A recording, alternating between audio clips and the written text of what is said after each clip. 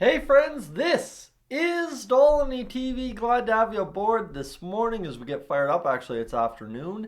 Long night, making sure everybody got home safe kind of deal as we go for a ride this morning, talking about a recall for the Edmonton Oilers and then as well kind of recapping what happened last night and what's left to happen this season in the last three games of the year against San Jose, Colorado, and Arizona. Friends, the Oilers, first place in the Pacific Division team, not going to happen by the looks of it here.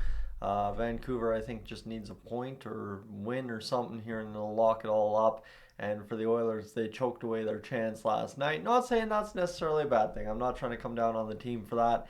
It's more or less just right. Is something we were looking at. Same thing as last year, right? It came down to the last two games of the year. We had an opportunity, and Vegas finished right there just by a hair. So hopefully for the Oilers this time round, they can definitely find a way to, more or less go out there and just make of that first round home ice what they will, right? Is game ones over the past 2 years haven't been the Oilers' strength, and this year, if they start game one off right, I think a lot of us will have a lot of confidence going into the rest of the series if the Oilers find a way to win the first game of the series.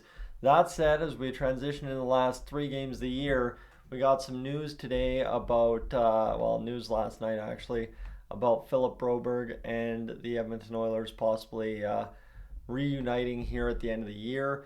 It is expected that Broberg will be recalled, according to Jason Gregor, for the final two games of this season against Arizona and Colorado. The cap space math works to recall him without having to send anyone down. So for the Oilers, right, when you're talking about the last road trip of the year in case things happen, you want to have guys available. And secondary to that, it just allows you to get a guy who's been riding hot at the AHL level. Philip Broberg has been one of, if not the best defenseman by all metrics here, by the looks of it, at the AHL level over the past, I want to say 3 weeks is the stat I read or something, is Philip Broberg's been just piling up points, been having a good run.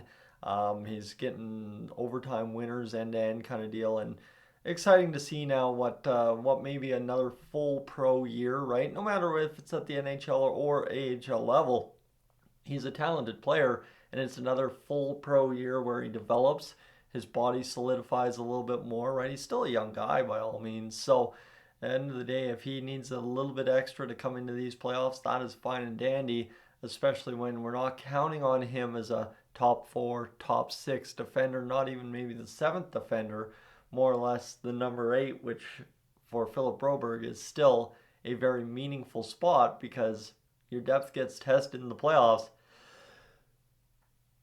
And let me tell you, your number eight defenseman usually gets used.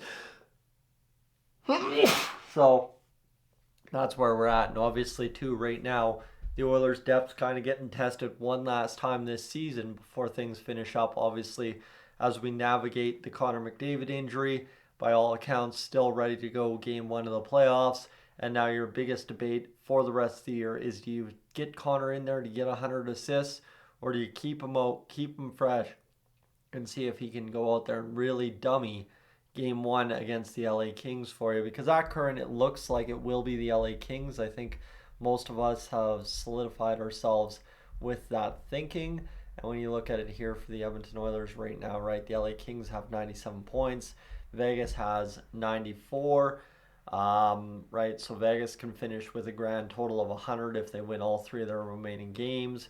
The LA Kings can finish with 99 if they win one or two, and 101 if they win both. So for the LA Kings, it looks like it's a sure shot that they're going to be coming into the NHL playoffs to face the Edmonton Oilers, just based on how Vegas has kind of played as of late, right? Not a team that's gone on massive win streaks by any means. So we'll see what happens. But friends, good morning, good afternoon, wherever you're finding this video. Hope it finds you well. I'm Tyson, this is Dolynny TV. I am up on out of here.